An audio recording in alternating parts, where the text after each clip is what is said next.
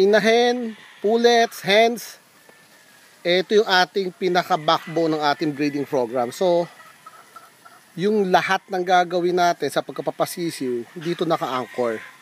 Napakahalaga na talagang they are really taken care of. Dito sa Candice Gen Game Farm, we really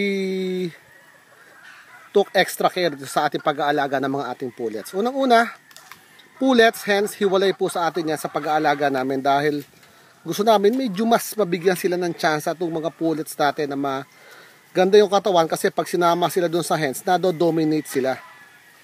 So yan, provide kami ng mga ganyan mga roos. Ayun, meron parang roos dun sa malayo na yon. Then, ito yung ating shelter natin nila. Actually ito, kanlungan nila kung malakas ang ulan. Ang isa pang ginagawa dito, kung nagkataon po na halimbawa ay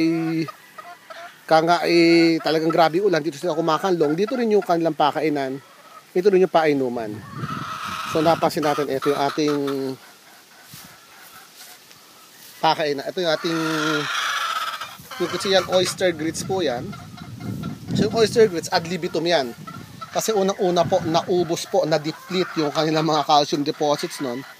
Sabi ko nga, pag naglagay ka nito, during the breeding season mo na lang, huli ka na. Dapat, kasi hindi naman nila kakainin niya kung hindi nila kailangan. Kung kailangan nila, kakain sila. Kung ayaw nila, so yun ang nakaano niya, kailangan readily available. Nakita, yun yung ating breeding, actually, range area ng ating mga hens. Ngayon, paano kayo mag-select ng ng ating mga inahen? Yan ang kangain matagal na pinag-uusapan. Una, gusto ko malakas kumain. Yung ba maganang kumain? Tingnan nyo, mag-observe kayo sa mga inahin natin kung paano sila kumain. Mahalaga yung kangain masigasig sila dun. Pag kasi hindi sila masigasig dun, kangain hindi ganun ka-healthy yan. So these are pre-selected na pullets. Nagamit natin to last breeding season. Ngayon, sabi ko nga, paano ba natin pipiliin yan? Kailangan po, kaya ako nag-discuss ng mga bloodlines natin, hindi mo pwedeng hanapin yung characteristic ng isang manok dun sa isang manok kung hindi naman talaga inherent yun sa breed niya. So ito, we'll talk for example, ito yung ating dalawang hatch na lang. Okay, ito yung ating, this is a leaper hatch. So itong leaper hatch natin, ito yung talagang pikom siya.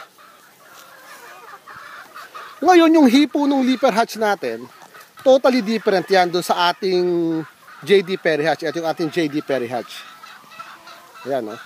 Pero one thing, ang kailangan ko, ang hinahanap ko, gusto ko maganda yung mata. Ayan, very particular ako doon sa mata nila. Hanggat maaari, kung titignan ko yung mata, ito kung ano natin, kung titignan mo sa top view, pasensya, ginagamit ko rito, cellphone lang, sa top view, gusto ko nakikita ko yung yung bilog ng mata niya, Ito, pare mas sa top view, para ba mas luwan ng konti palabas niya. Ngayon, may tanong sa akin, sir, ano ba dapat ang haba ng paa? Ano ba yung dapat haba ng katawan? Alam niyo po, iba-iba ho kasi. At itong leaper hatch natin, ito hindi gaano kasing lawit ang pitso as compared dito. Pati yung istasyon po nito medyo mas mababa ng konti kumpara dun sa ating parehong hatch na po yan. Pero sabi ko nga, mahalaga, paano natin binalangkas yung buo ng manok? Kaya pawalan mo yung leaper hatch natin na yan. Dito ba yan sa grupo na to? Ayan, sige, pawalan mo. Pansin natin, I always look, ano ba yung balance niya? Yung bang, ano ba yung kabuuan ng manok? Kasi hindi naman po pwede tayong yung balikat ng JD Perry, ilagay mo rito. Sana kung ganun lang kadali yung pagbibreed, So ito naman, dalawang light fowl natin. Ito yung ating Boston natin to, Boston Roundhead. Iyan. Kung ikukumpara natin yan dito sa ating JD Perry hatch, ito mas mataas ng konti, syempre. Tingnan mo yung ating binti na ating JD Perry hatch, Medyo talagang maiksi ng konti yan, pero yet we still breed them dahil may hinahanap tayo na particular sa kanya.